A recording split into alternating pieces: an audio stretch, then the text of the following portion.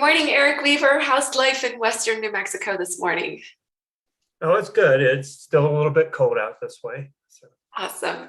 So thanks everybody for joining us. I've got Eric Weaver, and he is joining us from El Malpais National Monument. And I believe you also work for El Moro. Is that right? that's correct. Okay, so we're going to start.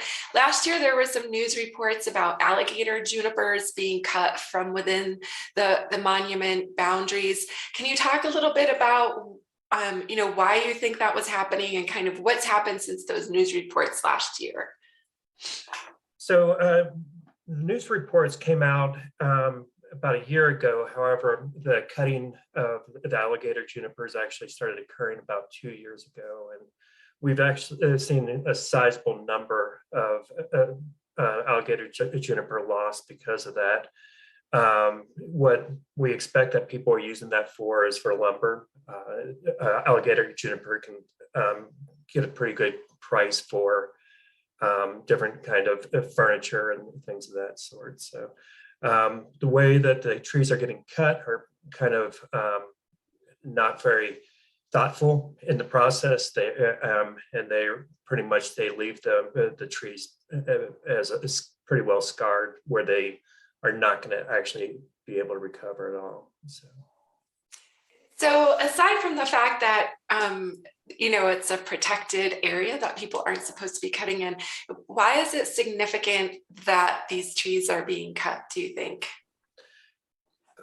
Well, we do not have very many alligator juniper trees in our park. It's not very common. So that's one of the concerns, is that a lot of our park, everything is very connected with the ecosystem. So when you start to have a depletion of one type of tree, there's other consequences that may happen with that, because the different vegetation will kind of rely upon that connectiveness. And when you wipe out an entire area, then you may also have further consequences with that. So I'm a big fan of alligator junipers. I love, like, when hiking in different places, when you spot one, it always feels kind of like a like treat, because they're kind of special, a little less common than the one-seeded junipers. But you have lots of other really cool and interesting and important trees in the national monuments. Can you talk about those? And maybe we'll start with a particular Douglas fir that you told me about. Yeah, the Douglas fir that I was talking to you about was named Yoda tree because of its appearance, and it died in 2014. I believe was about a 600-year-old Douglas fir, and some of the things that came out of that, though, is that there's other trees that are in that vicinity that were cored for dendrochronological records.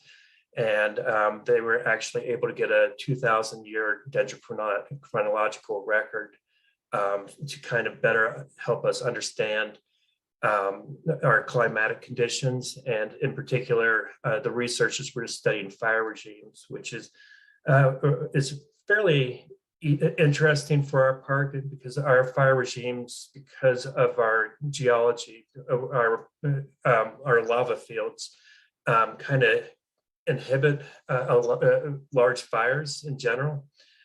So we may not actually, a lot of the trees in the park will not see fire for hundreds of years. And normally when we do see a fire, it's kind of, a lot of times it's just one lightning strike, caused by like one lightning strike.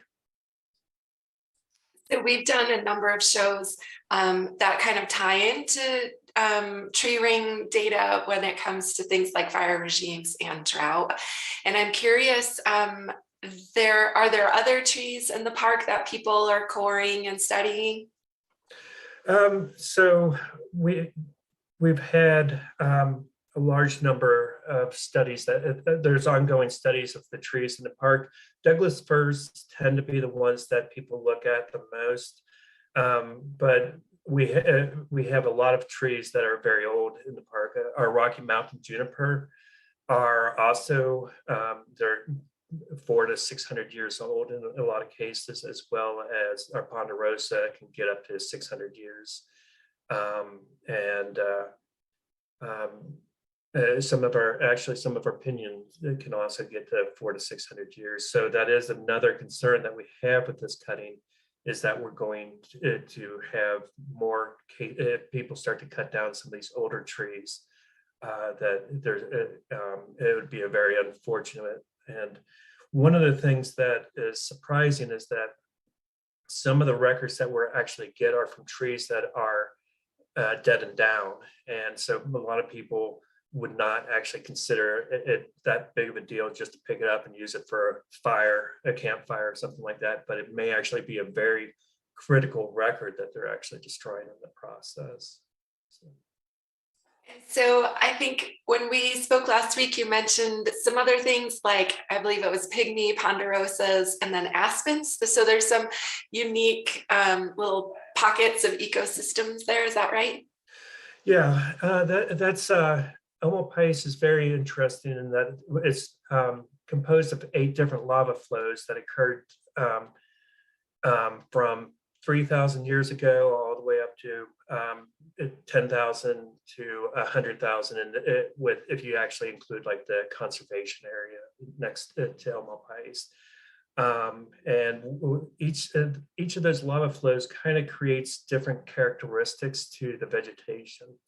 And so the McCarty's flow and as well as the Bandera lava flow both have a pygmy, Douglas firs and ponderosa, and those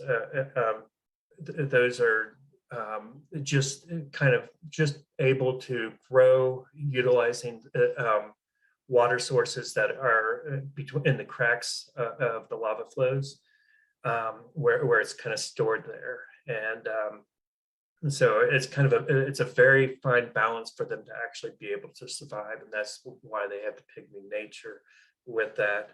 But we also have the aspen that grow in the park, and it's at a fairly low elevation.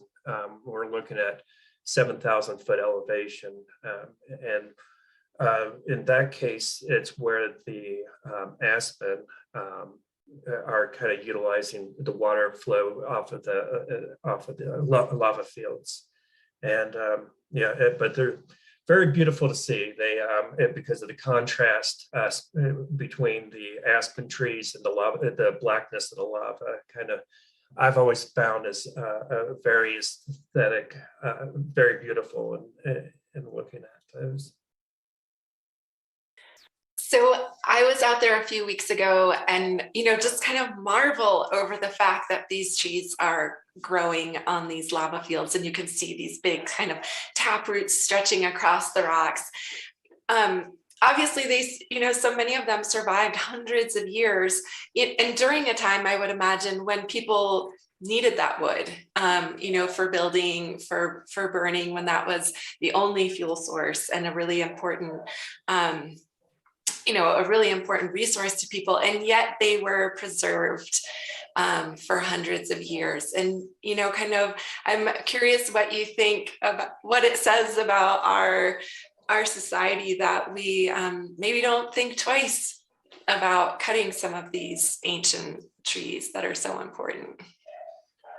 With Omalpais, it was heavily logged all the way up to about World War II, and I think that's kind of what stopped the logging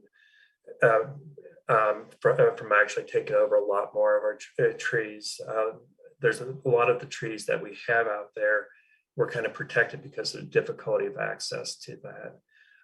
Now since Omalpais is a park as well as a recommended wilderness area, there's a lot of protection that's put into place to protect the trees from cutting, and so hopefully we'll start to see a lot of that start to grow back over time. Obviously we still have to the concern over the fact that we remain in a continuous drought, and it's going to be a very rough life for the trees, and that just goes back to being concerned about the illegal cutting, is that getting those trees back may not be possible. So speaking of drought, one of the other big resources that the monuments have are lava tubes and caves. In our newsletter a few months ago when it came out, we wrote about this really neat study from some cave ice that was harvested. Can you talk a little bit about that study? And we'll put a link to it in the comments as well. Yes, we have several hundred lava tubes in the park. And there's about 100 of those lava tubes have some perennial ice. We actually have the most southerly perennial ice in North America. So, how that occurs is that the lava acts as like an insulation, and so it kind of keeps the cold air in the cave. We refer to it as like cold air trap, because it also is the morphology, the shape of the cave kind of helps that to recirculate in there, and then we have the moisture that kind of seeps through the lava, and that's how the ice actually kind of stays there. And you'll have, so most of our caves temperatures are kind of in a 30 to 40 degree temperature throughout the year, and so that was a lot of people through history for millennia have utilized the cave ice. And that would be, so within pre-contact, they would have been using, people would have been using it for collecting water, because of other droughts in the past. They would have needed to utilize that as a resource, as well as possibly for refrigeration, for holding food. We also see that kind of in historic times where people continue to do those same type of activities. And one of the things that with cave ice is that it's a way that we can actually, just the way that we act, it's in the same way that we can actually get information from tree cores or speleothems. We can also get that information from cave ice, and so we recently did some cores in the cave that resulted in a publication and some additional ongoing research. And some of the exciting parts to it is that it reached back in time, almost. I'm sorry, I'm trying to. I think it reached back about 2,000 years ago as well, and it gave us more information about our past climate history, so that it kind of match different events that were occurring when we had different droughts. And so in conjunction with that, there was charcoal that we also were able to utilize to kind of understand times when people were using the cave ice. And so there is a substantial connection between when people were using the cave ice and when there was drought periods. And so that kind of gives us more information about our history. The one thing we are hoping to get that we have not been able to get is kind of more information about the Great Drought that happened in the Southwest thousands of years ago. And there's some other interesting scientific studies that have gone on recently or ongoing. Can you talk about a few of those? So there's one of the things that we're doing right now is we've had issues regarding P-destructans, which is the fungus that causes white nose syndrome. And so we have been doing studies to kind of monitor the bats, as well as one of the researchers that we're working with, Diana Northup from University of New Mexico. She's a microbiologist and has been taking a look at some of the microbes that are in the cave. And sometimes these microbes are also on the bats themselves.